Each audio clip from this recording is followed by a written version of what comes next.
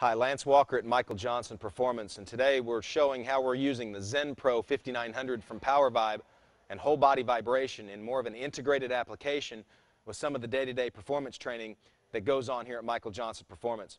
Today specifically, we're going to show you how we use the Vibe to enhance or to improve our squat technique during some performance training for strength.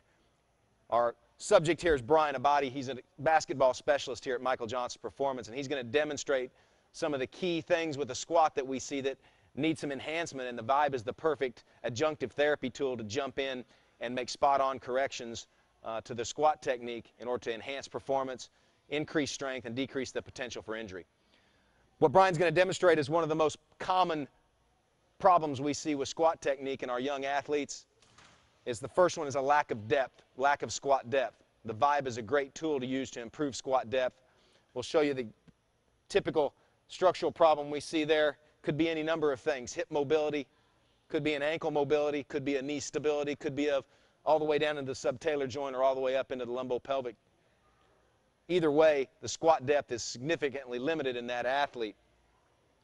You can see a quad dominant pattern of flexion, a lack of hip flexion, and a lack of getting back and loading the glutes. So what we find when we see this in the rack is jump right over and use the PowerVibe to enhance or to upregulate some of the things that we're looking for in this athlete to give it back when we get back in the squat rack. So we would take this athlete that just showed us that poor movement mechanic. We'd use the PowerVibe and some of our jump stretch bands to enhance or to reactively train some of the things that we're looking for.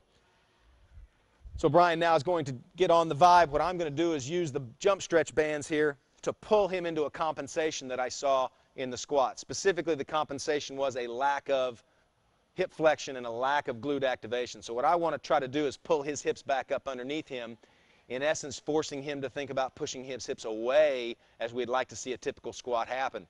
The vibration allows the body to kind of jump over some of those plateaus that it typically sets up for itself on a motor pattern, and allows us to ingrain and groove a bit of a better, a more efficient motor pattern for the squat. So Brian's going to get on the Vibe. We set the frequency at 35 hertz.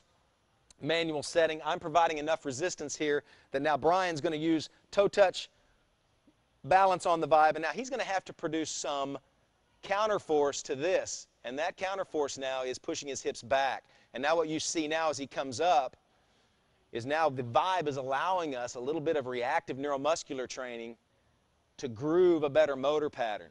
Okay, so now I'm enhancing that pattern with some resistance, and with the vibration environment, we're giving this athlete a better chance to be more efficient in that squat pattern. So what Brian's doing is he's going down at a slow count, each time going deeper, and each time I'm giving him a bit more resistance to produce a bit more of that reactive hip motion that we want to see on the squat pattern. And now by the time he's into his 6th or 7th repetition, Brian is now using very little of his hands as a counterbalance, and he's relying on that new motor pattern to get into the squat position.